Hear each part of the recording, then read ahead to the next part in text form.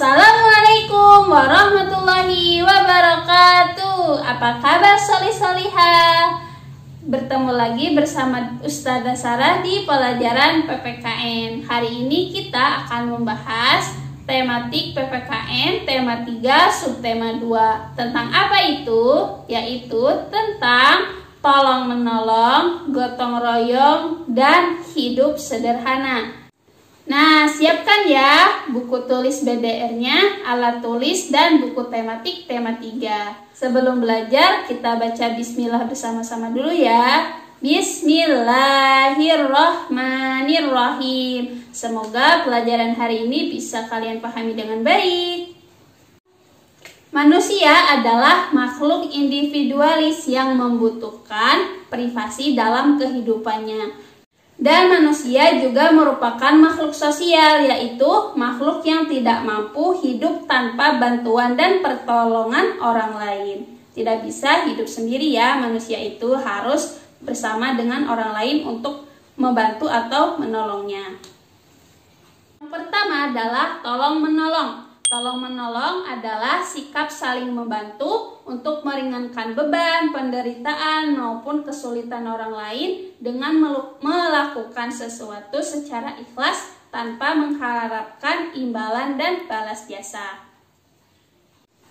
Mengapa kita perlu menolong orang lain? Karena tolong menolong juga merupakan sikap terpuji yang diperintahkan oleh Allah Subhanahu wa Ta'ala. Dengan menolong orang lain, kita sudah meringankan beban yang dialami oleh orang tersebut. Cara menolong orang lain diantaranya 1. Dilandasi dengan keikhlasan. 2. Menolong dengan sesuatu yang baik. 3. Dilakukan dengan sikap yang baik. 4. Tidak membeda-bedakan orang yang akan kita tolong. Dan yang terakhir, tidak mengingat-ingat atau mengungkit pertolongan yang sudah kita lakukan.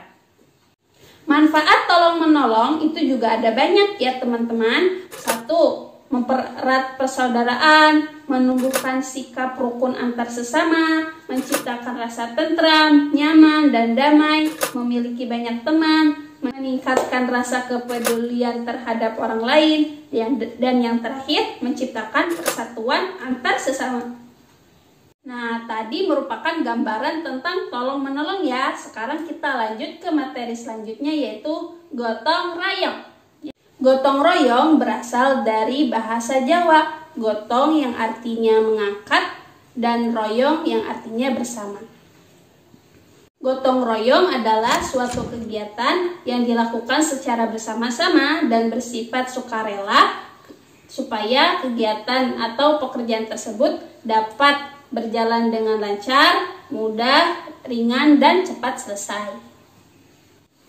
Manfaat gotong royong juga banyak loh, termasuk diantaranya 1. Meningkatkan rasa persaudaraan, persatuan, dan kebersamaan. Kemudian menjalin hubungan yang baik antar masyarakat dan mempererat rasa persatuan dan kesatuan, juga mempererat tali persaudaraan.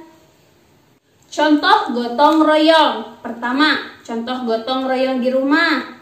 Contohnya membersihkan rumah bersama-sama, kemudian bercocok tanam bersama, kemudian memperbaiki barang-barang yang rusak bersama. Itu termasuk contoh gotong royong di rumah. Kemudian ada contoh gotong royong di sekolah.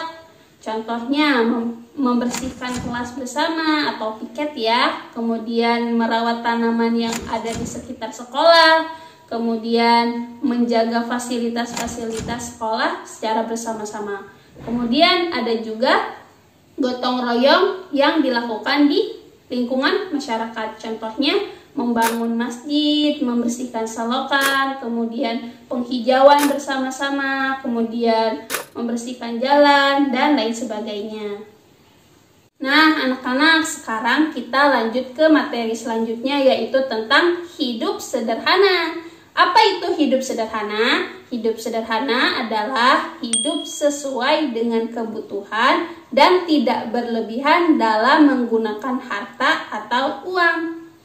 Kenapa kita harus hidup sederhana? Karena hidup sederhana atau sikap sederhana mengajarkan kita dan melatih kita bersikap disiplin, cermat, dan teratur dalam menggunakan uang atau harta. Hidup sederhana menggunakan uang dengan seperlunya, tidak harus pelit atau penuh dengan perhitungan. Hidup sederhana itu dengan cara menggunakan uang dengan sebaik-baiknya dan jangan terlalu berlebihan dalam menghemat pengeluaran. Dan tetap tidak lupa kita harus bersedekah. Kemudian di sini ada beberapa manfaat hidup sederhana. Yang pertama, akan senantiasa memiliki rasa syukur, kemudian memiliki sikap suka berbagi, kemudian lebih mengutamakan kebutuhan daripada keinginan, kemudian terhindar dari hutang, hidup apa adanya dan tidak berlebihan, dan yang terakhir memiliki simpanan uang atau tabungan. Nah, di sini ada 10 kata. Dan manakah kata yang berhubungan atau yang sesuai dengan hidup sederhana ya? Yuk kita lingkari.